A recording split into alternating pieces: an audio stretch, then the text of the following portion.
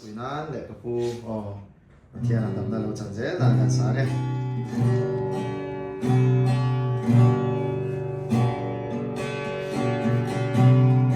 le ro pui na zum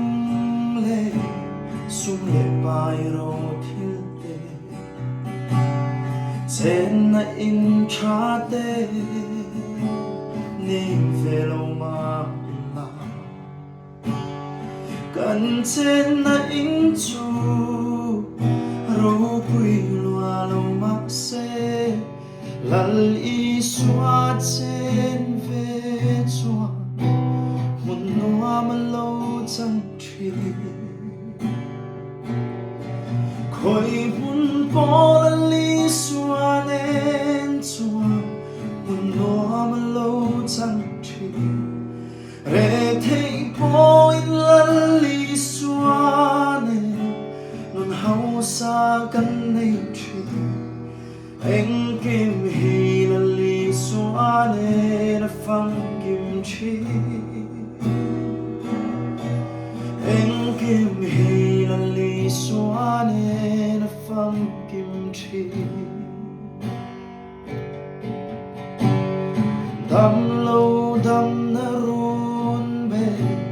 lại khum mà gian tan buồn lal pa trap na chuan liền này chuang lâu sinh pha te min về min nên col ring chi lal pa về na noa ya chua kan đam kan him tlang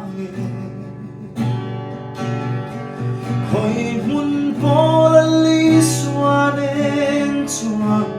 mun noa mà lâu chẳng tri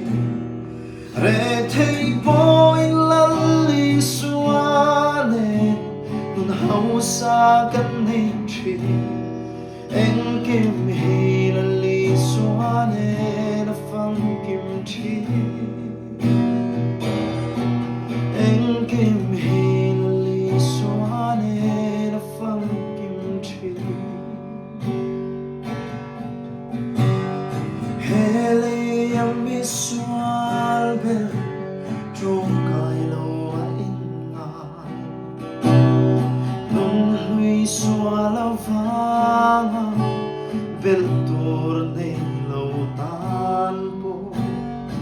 lali swal nai ren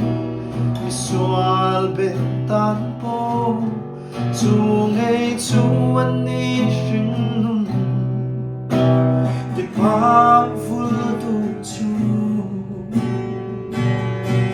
khoi mun po li xóa đến chuan mun noa mà lâu chẳng tri re thấy bôi lal li xóa nên nun hao xa căn này tri anh kim hi là li xóa nên phăng kim chi anh kim hi là li xóa nên phăng kim chi anh kim hi là li xóa nên phăng kim chi Amen le pa ro pu se Amen dam vong ho am tro po